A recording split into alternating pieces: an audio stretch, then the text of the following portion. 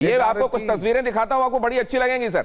पाकिस्तान से cease fire पर अफगानिस्तान को भरोसा नहीं है। पाकिस्तान के खिलाफ बड़े युद्ध की तैयारी में अफगानिस्तान। पाकिस्तान बॉर्डर की तरफ बढ़ी अफगानिस्तान की सेना के काफिले में सैकड़ों सैनिक मौजूद। एडवांस हथियारों से लैस हैं अफगानिस्तान के सैनिक। अफगानिस्तान ने बॉर्डर पर भेजे बैटल टैंक। यहां तस्वीरें आपके सामने रख रहा हूं, अगर आप इन तस्वीरों को फुल फ्रेम दिखाइए। पाकिस्तान ने उकसाया तो देंगे जवाब। यहां पर यह कहा गया है कि अगर अब पाकिस्तान ने और प्रोवोक किया तो हम जवाब देने के लिए तैयार हैं। ये मूवमेंट ये स्पष्ट दिखा रहा है कि किसी को भी इस सीज फायर पर भरोसा नहीं है। पहले इसीलिए कहा जा रहा था ओपन एंडेड रहेगा, लेकिन बाद में कह दिया गया कि 48 घंटे तक चलने वाला सीज फायर है। मतलब यह लग रहा है कि 48 घंटे बीतेंगे और धमाका होगा। क्या ऐसा होने वाला है? प्रोफेसर राजन, आप भी यही एंटीसिपेट कर रहे हैं क्या? नहीं, देखिए बिल्कुल ये मैं नहीं, वहाँ के जो डिफेंस मिनिस्टर आसिफ साहब वो बोल चुके हैं कि ये जो सीज फायर है इसकी बिल्कुल इसमें भरोसा नहीं किया जा सकता है, क्योंकि जितना जो टेंशन है वहाँ पे, जिस ढंग का माहौल है, कभी भी युद्ध फिर से शुरू हो सकता है। इससे पहले आपने एक सवाल पूछा था कि क्या जो भारत में आए थे अफगानिस्तान के मिनिस्टर, क्या उससे कोई लेना देना है? मैं बता दूं कि ये उनसे कोई लेना देना नहीं है। यहाँ पे जो युद्ध चल रहे थे, युद्ध या जो टेंशन चल रहे थे, उससे काफी पहले से चल रहे थे। ये कोइंसिडेंस है कि उसी समय अफगानिस्तान का विजिट होता है, और पाकिस्तान का जो प्लानिंग है वो बिल्कुल वो भी पहले से चल रहा था। ये नहीं कि उनके विजिट, लेकिन चूंकि विजिट कोइंसिडेंस ऐसा हो गया कि अफगान के मिनिस्टर भारत में आ रहे हैं, तो उससे उसको लिंक एक मौका मिल गया कि इससे उनकी स्टोरी चल सकती है। और जैसा कि बताया कि जो इंडिया का तड़का लगाना जरूरी होता है पाकिस्तान के पॉलिटिक्स में, ये तो गजब बात कही है आरजू काज़मी ने। इसी कारण से वहां, लेकिन एक और बात और एंडोर्समेंट चाहा है जनरल बख्शी ने आरजू काज़मी जी से, तो वो जरा बताएं कि क्या वाकई पाकिस्तान में विस्की का बड़ा चलन हो गया है इन फौजियों में, और इनसे संभलती नहीं है क्या विस्की? इस बारे में तो मैं ज्यादा नहीं, इस बारे में तो मैं कुछ नहीं कह पाऊंगी, लेकिन ये जरूर है कि ये जो ऑपरेशंस चल रहे हैं वो टीटीपी के ऊपर या फिर केपीके में बहुत पहले से चल रहे थे, और इसी वजह से लोग मना भी कर रहे थे केपीके के इस बार ऑपरेशन जो है, जो ये टेररिस्ट के नाम पे ऑपरेशंस कर रहे हैं, वो पंजाब से शुरू किए जाएं। लेकिन इन्होंने एक बार फिर केपीके से ही शुरू किया है। इस वजह से केपीके के लोग काफ़ी ज़्यादा नाराज़ हैं। जो पख्तूनख्वा है, वहाँ के जो पठान वहाँ पे जो रहते हैं, उनको बिल्कुल ये बात पसंद नहीं आ रही। वो कह रहे हैं कि टेररिस्ट तो आपके पंजाब में भी बैठे हैं। ये हाफिज सईद और मसूद अजहर कहाँ है? भारत ने अभी जो अटैक किया था वो कहाँ किया था? मुरीद के।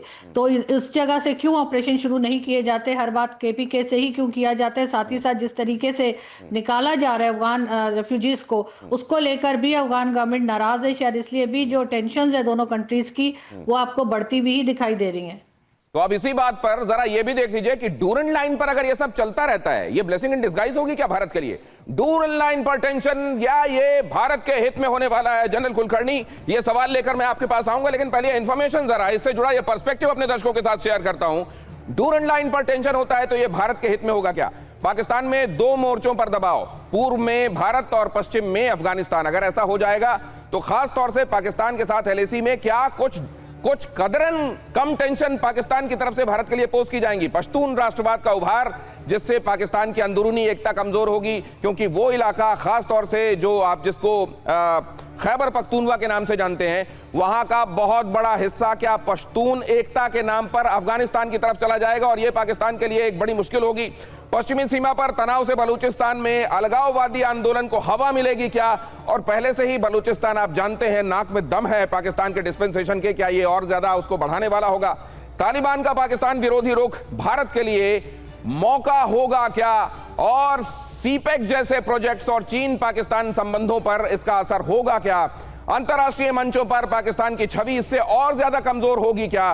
पाकिस्तान के हमले को भारत दुनिया के बड़े मंचों पर टेररिज्म स्पॉन्सर की लाइन के तौर पर प्रमुखता से उठाएगा क्या? और भारत के नैरेटिव को इससे और ज्यादा बड़ा बल मिलता है क्या? जनरल कुलकर्णी, जब एक तरफ बिजी हो जाएंगे तो जाहिर है दूसरी तरफ उनका जो ध्यान यहां डिस्टर्बेंस फैलाने की तरफ रहता है वो थोड़ा कम होगा। ये तो सामान्य अनुभव कहता है, लेकिन एक्चुअली ऐसा होगा या नहीं होगा? दिनेश, जो आप कह रहे हैं बिल्कुल, the bulls I, it's a blessing in disguise. क्योंकि बार बार पाकिस्तान जो है हर हमेशा 2007 के बाद जिस प्रकार से उसने फेंसिंग शुरू की डुरैंड लाइन को लेकर के, उसके बाद तो फिर अफगानिस्तान आखिर तक और आज तक ये कहता आया है कि हम डुरैंड लाइन को नहीं मानते हैं। अगर आप इसके, और पश्तून जो है दोनों तरफ हैं, और आप देख सकते हैं कि खैबर पाख्तूनख्वा जो है कितने आपने 8 क्रॉसिंग पॉइंट्स हैं डुरैंड लाइन के ऊपर, जो 2 जाते हैं बलूचिस्तान से और बाकी 6 जाते हैं खैबर पख्तूनवा से होते हुए अफगानिस्तान के अंदर। आप बॉर्डर देखिए ना किस प्रकार से कहाँ लगी हुई है। तो खैबर पख्तूनवा को लेकर के जो पश्तून है वो कभी भी नहीं मानेंगे डुरान लाइन को लेकर के। और डुरान लाइन के ऊपर जिस प्रकार से आप समझ सकते हैं कि खैबर पख्तूनवा में जब तहरीक तालिबान पाकिस्तान या तालिबान के साथ जब लड़ाई होती है, कितने सिक्योरिटी फोर्सेस पाकिस्तान के मारे गए। पिछले साल 14,000 ऑपरेशन किए जिसमें तकरीबन 900 पाकिस्तानी सैनिक मारे गए। इस साल ऑलरेडी तकरीबन 450 सैनिक मारे गए। तो इतने सैनिक मारे जाने के बाद पाकिस्तान जो है आप देखिएगा। लेकिन सर इसके फौरन बाद ये जो बात कही जा रही है ख्वाजा आसिफ की तरफ से कि मध्यस्थता के लिए हम अमेरिका को वेलकम करते हैं, क्या अमेरिका का रोल इस तरफ प्रोफेसर राजन आप बढ़ता हुआ देखते हैं, और क्या इस सब के पीछे बगराम हो सकता है? देखिए बिल्कुल दिनेश, इसमें कोई शक नहीं कि अगर ये कभी आपको पता नहीं चलेगा, ये कॉन्फिडेंशियल इन्फॉर्मेशन था। सीआईए का ऑपरेशन जैसे ऑपरेट करते हैं, कोवर्ट ऑपरेशन वेनेजुएला में भी अटैक करने की कोशिश कर, आपको पता ही है। तो उनका बिल्कुल ये प्लानिंग, आप यह मान के चले कि पाकिस्तान अगर कोई एक्शन ले रहा है तो वो बिना चीन और अमेरिका को इन्फॉर्मेशन के बिना नहीं ले रहा है। और शायद यह भी स्ट्रैटेजी हो सकती है कि अफगानिस्तान में इस ढंग के सिचुएशन क्रिएट किए जाए जिससे कि अमेरिका को मौका मिले कि सीज फायर के नाम पे। लेकिन सर ये किस तरह का सॉवरेन कंट्री है, ये कथित संप्रभु देश जो बाइलेटरल इश्यूज को एक तो ट्राइपार्टाइट बता देता है, कह देता है कि तीसरा देश भी शामिल है। जनरल बख्शी, मैं आपके पास ही आ रहा हूं कि एक तो तीन देशों का मसला बता देता है और दूसरा किसी तीसरे की मध्यस्थता 2 देशों के बीच वाले मामले में मंजूर भी कर देता है जिसमें वो खुद इन्वॉल्व है। फिर काय बात की सॉवरेनिटी है इसकी? नहीं, ये देखिए, इनको पता है कि डोनाल्ड ट्रंप साहब जैसे छोटे बच्चे को लॉलीपॉप की वो लग जाती है जिद, वो अब नोबेल पीस प्राइज के पीछे हाथ धो के पड़ गए। हर कोई कॉन्फ्लिक्ट का चिंगारी कहीं भड़कती है और उन्हें उनकी आंखें चमक उठती हैं नोबेल प्राइज की लालचता से। और ये वो जानते हैं कमजोरी अच्छी। शाबाश को ईरान बोल देते हैं। शराम अल शेख में वो उनके पीछे खड़े थे चुपचाप, ठीक है, और एकदम डोनाल्ड ट्रंप टर्न करके उनकी तरफ बोले तो वो जो पहला राग अलापना शुरू किया कि हमने तो आपको नोबेल पीस प्राइज के लिए नॉमिनेट किया था, हम दोबारा करेंगे।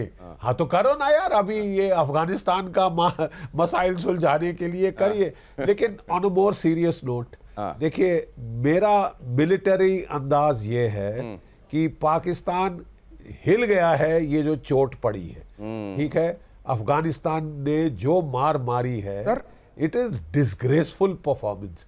और जो इनकी छवि मिडिल ईस्ट में प्रोवाइडर ऑफ सिक्योरिटी। जनरल साहब, ये परमाणु शक्ति संपन्न देश हिल कैसे गया ये इतने कमजोर तालिबान से जिसके पास रिसोर्सेज भी नहीं है? नहीं, एक मिनट, हाँ मैं बता रहा हूं। तो मैं नहीं समझता कि ये लड़ाई यहां खत्म हो गई है। मेरा ख्याल पाकिस्तान की फौज अपनी सांस ले रही है, अपने रीग्रुपिंग कर रही है और उसको वार पलटवार करना पड़ेगा। नहीं तो उसकी इज्जत उसकी नीलाम हो चुकी। तो सर हमको एलएसी में थोड़ी शांति मिलेगी ना? वो टांग के दिखा रहे हैं। तो सर एलएसी में थोड़ी शांति मिलेगी ना हमको? Blessing in disguise. तो इसके विपरीत कहूंगा कि अगर वो अफगानिस्तान के भोले भाले लोगों पे अत्याचार करते हैं, वो अमेरिका को इस उकसावा दे रहे हैं कि खाना पीना बंद करो, कि अनाज मेडिसिन भारत से आ रही है, बंद कराओ, तो ठीक है, और फिर वो अपना दबाव डाल के अमेरिका के साथ मिलके बगराम दिलवाना चाहते हैं, तो I don't think India should stand quite. तो फिर इंडिया को ऐसे में तटस्थ और क्वाइट नहीं रहना चाहिए। जनरल कुलकर्णी भी इसमें कुछ कहना चाह रहे हैं। सर मैं आपके पास एक्टिवेट होनी चाहिए, एक्टिवेट होना चाहिए।